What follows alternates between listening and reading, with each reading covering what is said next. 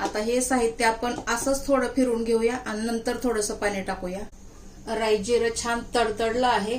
हा आपला मसाला यामध्ये टाकून घेऊया। सर्वात आधी आपण टाकूया 1 चमच बेसन टाकूया। नमस्कार मंडळी, मी स्नेहल तुमचे माझ्या किचन मध्ये मनापासून स्वागत करते। हे आहे 1 वाटी सोयाबीन।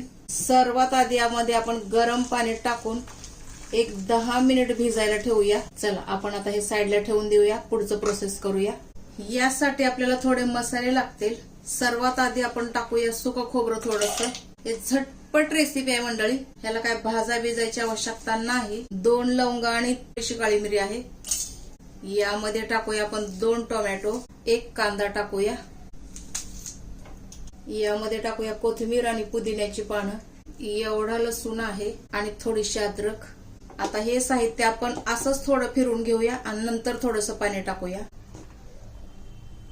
हा बघा आपला मसाला तयार झालेला आहे। आता आपण पुढचं प्रोसेस करूया। आता काय करायचं आहे मंडळी, हे जे सोयाबीन आहे आपण असं 3-3, 4-4 घेऊन पूर्ण असं पिळून काढायचं आहे। सर्व पाणी यामधलं काढून घ्यायचं आहे। एक तर तुम्ही याला चाकून कापू शकता किंवा मग तुम्ही असंच तुम्हाला जसे पाहिजे तेवढे आकाराचे तुम्ही याचे तुकडे करा। हातानेच केलं तर दिसायला थोडं छान दिसेल। तोडल्याच्या नंतर मंडळी आणखीन एकदा पाण्यानं धुवून घ्या। यामुळे काय होईल, जो फेस आहे तो सर्व निघून जाईल। मी धुवून घेतलेला आहे, पण धुवून घ्या आणखीन एका पाण्याने। चला आता पुढचं प्रोसेस करूया मंडळी। पॅन गरम करायला ठेवलेला आहे।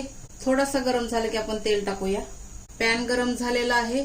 तर्रीवाली खायचं असेल तर तुम्ही जास्त तेल टाका, अगर नॉर्मल खायचं असेल थोडं कमी तेल टाकलं तरी काही हरकत नाही। तेल छान कडकडीत गरम झालेल्या मंडळी आपण टाकूया राई जिरे। त्याच बरोबर टाकूया थोडंसं हिंग। राई जिरं छान तडतडलं आहे। हा आपला मसाला यामध्ये टाकून घेऊया।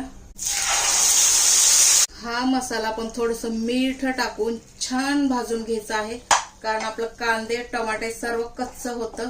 यामुळे आपण हे छान भाजून घेऊया। मीडियम टू हाय गॅस करून आपण हे भाजून घ्यायचं आहे मंडळी। हे बघा पूर्ण तेल सुटेपर्यंत आपण छान मसाले परतून फिरवून घेतलेले आहेत। आपण आता काय करूया, यामध्ये मिरची ऍड करूया, म्हणजे मिरची पावडर टाकूया। सर्वात आधी आपण टाकूया 1 चमच बेसन टाकूया। बेसन आपण छान भाजून घ्यायचं आहे यामध्ये आधी, म्हणजे कच्चं राहणार नाही। एक 30 सेकंद भाजून घ्यायचं। बेसनमुळे काय होतं मंडळी, भाजीला एक दाटपणा येतो। आता टाकूया आपण हा काळा मसाला। तिखट तुम्ही तुमच्या आवडीप्रमाणे करा। हा लाल मसाला, कलर थोडा छान येईल। हळदी पाव चमचा आहे। आता हे आणखीन छान आपण फिरवून घ्यायचं आहे, थोडं तेल येईपर्यंत। हे बघा मंडळी पूर्ण यामधलं पाणी सुकलेलं आहे। मसाले छान भाजले गेले आहेत। आपण यामध्ये आपलं सोयाबीन टाकूया। आता हे आपण छान फिरवून घ्यायचं आहे। मसाले पूर्ण याला लागले पाहिजे। चला मसाले पूर्ण मिक्स केलेले आहेत। आपण यामध्ये आता गरम पाणी टाकूया। आता जेवढं तुम्ही शिजण्यासाठी पाणी टाकाल तेवढं, कारण मसाले आपण थोडे शिजून घ्यायचे आहेत। 1 मिनिटासाठी गॅस हाय करायचा आहे। चवीप्रमाणे मीठ टाकायचं आहे। मीठ आपण सुरुवातीला थोडंसंच टाकलं होतं। 1 उकळी आले की आपण झाकण लावून ठेवूया। चला मंडळी छान उकळी आलेली आहे। आपण अर्धा चमचा गरम मसाला टाकूया। तसं तर आवश्यकता नाही, कारण आपण काळा मसाला टाकलेला आहे। थोडं लवंग आणि काळी मिरी पण टाकलेलं आहे। आपण आता टाकायचं आहे चिंचेचा कोळ, तर हे तुम्ही जरूर टाका। यामुळे काय होतं, एक छान टेस्ट येते। चिंच भिजवताना अगोदर धुवून नंतरच भिजवा। हे पाणी आपण यामध्ये टाकून घेऊया। आता मीडियम गॅस करून 7 ते 8 मिनिट आपण ह्याला मस्तपैकी छानपैकी शिजवून घेऊया झाकण लावून। चला मंडळी आपण भाजी चेक करायची आहे। हे बघा 7 ते 8 मिनिट छान झालेले आहे। आपली भाजी छान शिजलेली आहे। थिकनेस एवढीच असावी। ही भाजी तुम्ही भाकरी बरोबर किंवा चपाती बरोबर खावा, खाण्यासाठी खूप छान लागेल।